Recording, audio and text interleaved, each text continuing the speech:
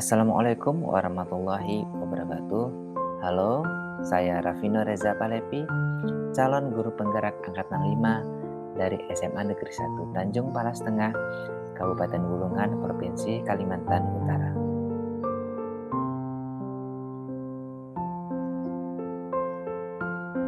Untuk tugas modul 1.1A6, demonstrasi kontekstual bagaimana pemikiran Ki Hajar Dewantara dikembangkan dan diterapkan di kelas dan di sekolah.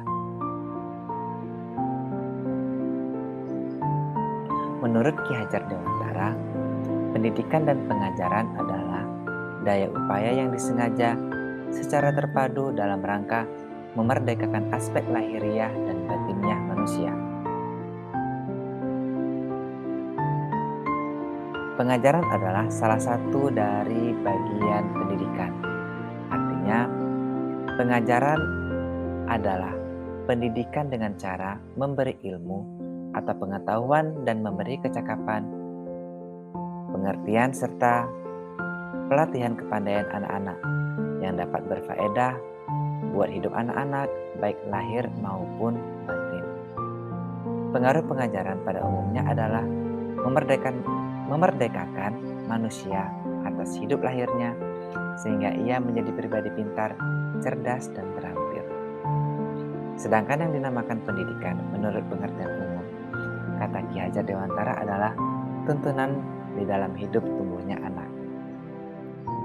Maksud pendidikan yaitu menuntun segala kekuatan kodrat yang ada pada anak-anak agar mereka sebagai manusia dan sebagai anggota masyarakat dapat mencapai keselamatan dan kebahagiaan yang setinggi-tingginya.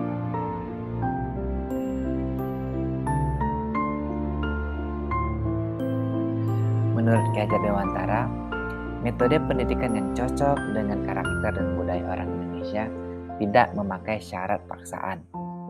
Jadi, peserta didik atau pendidik menempatkan peserta didiknya sebagai subjek, bukan objek pendidikan.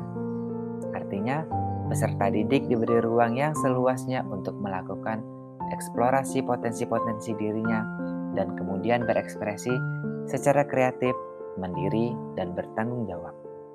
Sementara itu, pendidik atau pamong adalah orang yang menuntun proses pengekspresian potensi-potensi diri peserta didiknya agar terarah dan tidak destruktif bagi dirinya dan sesamanya. Ki Hajar Dewantara yakin bahwa pendidikan yang khas Indonesia haruslah berdasarkan citra nilai kultural Indonesia juga. Maka ia menerapkan 3 semboyan pendidikan yang menunjukkan kekhasan Indonesia, yakni Ing Ngarsa Sung Tulada, Ing Madya Mangunkarsa, Tuthuri Handayani. Ing Ngarsa Sung Tulada, seorang pendidik selalu berada di depan untuk memberi teladan. Ia adalah pemimpin yang memberi contoh dalam perkataan dan perbuatannya, sehingga pantas diteladani oleh para murid-muridnya.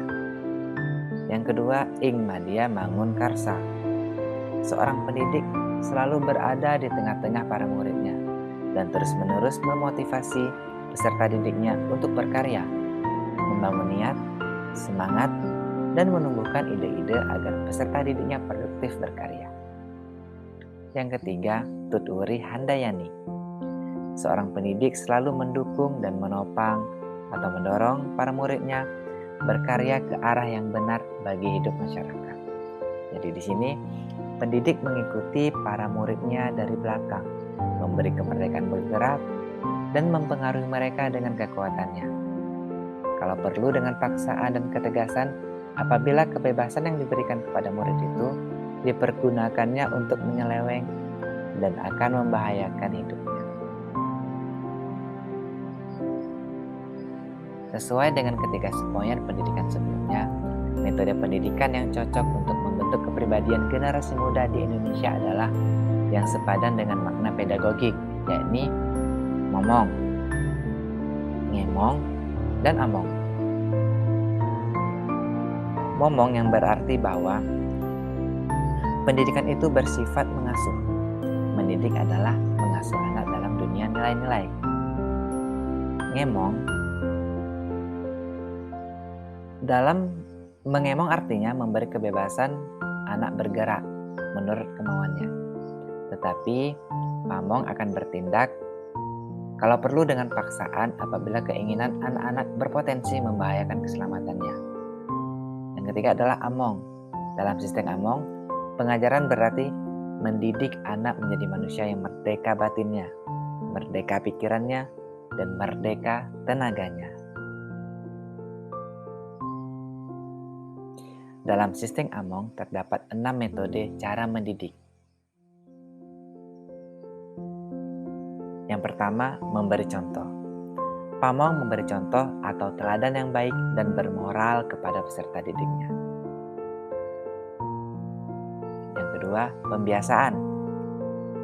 Setiap peserta didik dibiasakan untuk melaksanakan kewajibannya sebagai pelajar, sebagai anggota komunitas, taman siswa, dan sebagai anggota masyarakat secara selaras dengan aturan hidup bersama. Yang ketiga, pengajaran.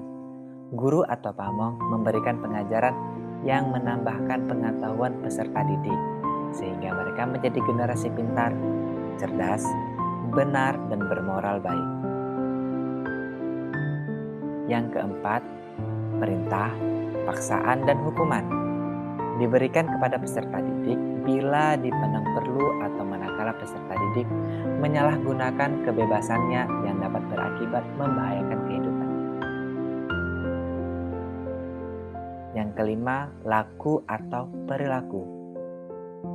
Ini berkaitan dengan sikap rendah hati, jujur, dan taat pada peraturan yang terekspresi dalam perkataan dan tindakan. Yang terakhir, 6. Pengalaman lahir dan batin.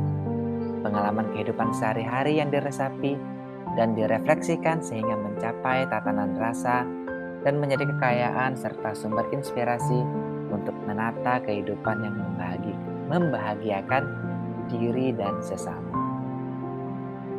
Keenam cara atau alat pendidikan dalam metode Among dan dalam kerangka ketiga semboyan pendidikan pada intinya menegaskan bahwa mendidik dan mengajar adalah upaya untuk memerdekakan peserta didik dan menjamin bahwa hidup mereka luput dari ancaman yang berpotensi merenggut eksistensi diri secara personal dan sosial. Demikian gambaran filosofis Ki Hajar Dewantara sesuai dengan pengetahuan dan pengalaman baru yang saya peroleh. Terima kasih. Salam guru penggerak, guru bergerak, Indonesia maju. Assalamualaikum warahmatullahi wabarakatuh.